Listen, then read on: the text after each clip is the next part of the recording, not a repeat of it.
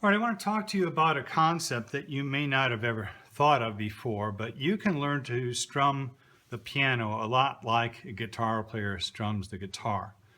Now, the way a guitar player gets that chord sound on his guitar, which is to have all the notes of the chord sounding at the same time, is by strumming down with his pick on those strings.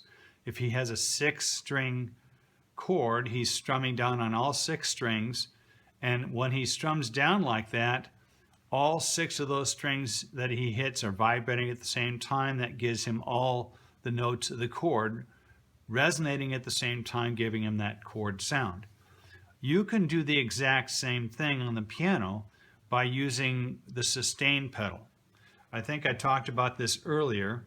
When you strike a key on the piano and you have your sustain pedal pressed down, it continues to make a sound even after I let go of the key. Now what that does is it allows you to be very creative in how you strike the notes of the chord.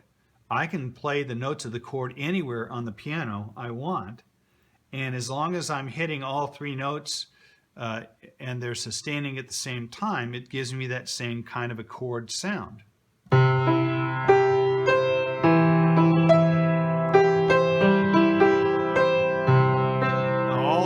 All the notes of the C chord are sounding at the same time.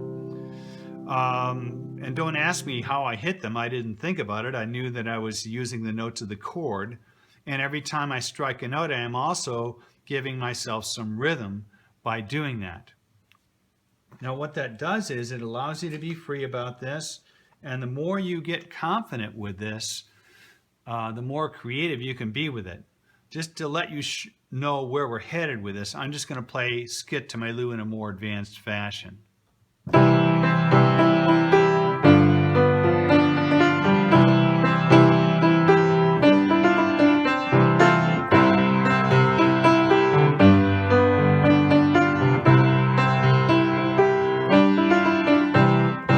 obviously, that was a little bit more advanced maybe than most of you are ready for right now, but I'm just trying to show you where we're headed with this. And the more you get comfortable with the chord, the more you're going to be able to do that kind of a thing. Now, beginning on page 13 in your book, we have some very, very simple strum patterns just to get you started. Now, understand, these are not carved in stone, and this isn't really even the goal for you to play these in this kind of a stiff type of a fashion. We're just trying to get you starting to play with the chords. And once you get more freed up with it, you can be more creative. On page 13, here's the first pattern with Skit to My Lou. This is 1 chord per measure in a 4/4 time.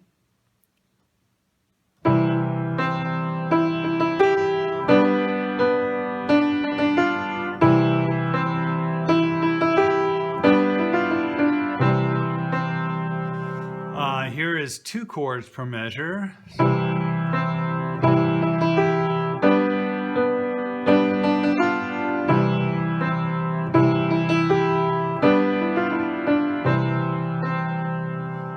With Clementine, the first pattern is very, very simple. It's just 1 chord per measure like this.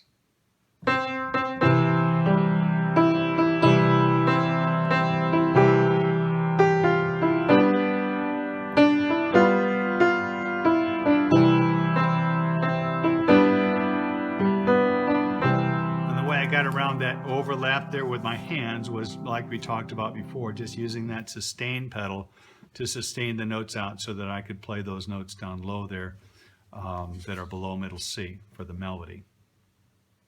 Another pattern number 2 here, adds some rhythm on the 3rd beat. Let's do the melody up high on this one this time.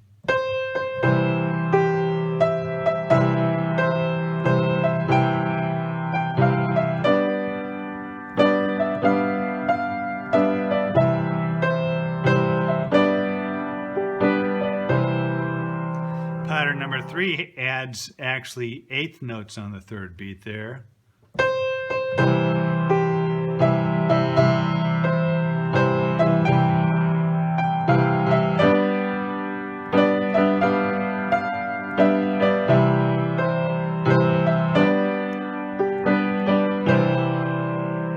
pattern number 4 just adds it. Actually, that third pattern is really a lot more stiff than that song really is. It's more of a long, short thing on the third beat there.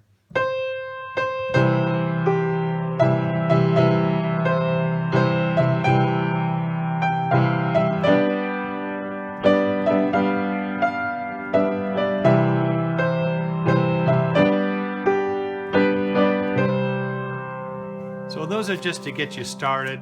And again, don't feel like that's the end all to beat all. The goal is to get you freed up with the chords so you can create the rhythms as it seems best to you.